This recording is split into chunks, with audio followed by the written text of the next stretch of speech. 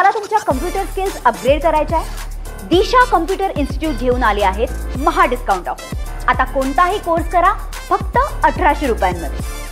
इगतपुरी तालुक्यात गेल्या 6 ते 7 दिवसांपासून जो अवकाळी पावसाने धुमाकूळ घातलेला आहे। इगतपुरी तालुक्यातील पूर्व भागात जे आहे त्या अवकाळी पावसामुळे जास्त नुकसान झाल्याचं समोर येत आहे। आपण आता इगतपुरी तालुक्याच्या पूर्व भागातील अडसरे बुद्रुक येथे जर पाहिलं तर एका शेतकऱ्याचा जो 2 ते 2.5 हेक्टर मध्ये जी कांदा लागवड केलेली होती ती पूर्णतः नष्ट झालेली आहे आणि हा कांदा झालेल्या सतत पावसामुळे सडायच्या मार्गावर असून आता नुकसान भरपाई कोणाकडे मागावी अशी अर्ध मागणी हे शेतकरी करत आहेत। तसं जर पाहिलं तर गेल्या अनेक दिवसांपासून इगतपुरी तालुक्यात धो मुसळधार अवकाळी पाऊस सुरू आहे।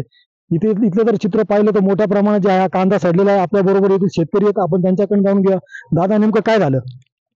मी दोनू सकाराम कातोरे, अडसरे बुद्रुक फैरवाडी इथून बोलतोय। माझे कांद्याचे नुकसान जवळजवळ 2-2.5 हेक्टरमध्ये नुकसान झालेले आहे। तरी शासनाने माझे कांद्याचे नुकसान भरपाई करून द्यावी।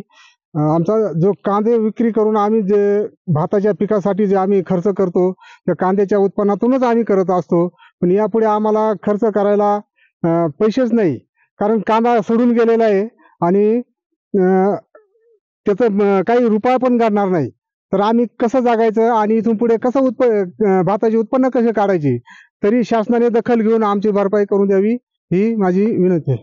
आपण बघू शकतात की किती मोठ्या प्रमाणात जे आहे हे कांद्याचं इथे नुकसान झालेलं आहे। कांदा पूर्णपणे सडून गेलेला आहे आणि हातातोंडाशी आलेल्या शेतकऱ्याचा घास जो आहे तो हिरावून गेलेला आहे। तरी आता शासनाने त्वरित याची पंचनामा करून नुकसान भरपाई देण्याची मागणी शेतकरी करत आहेत। शैलेश पुरोहित, TV9 मराठी, अडसरे बुद्रुक, इगतपुरी।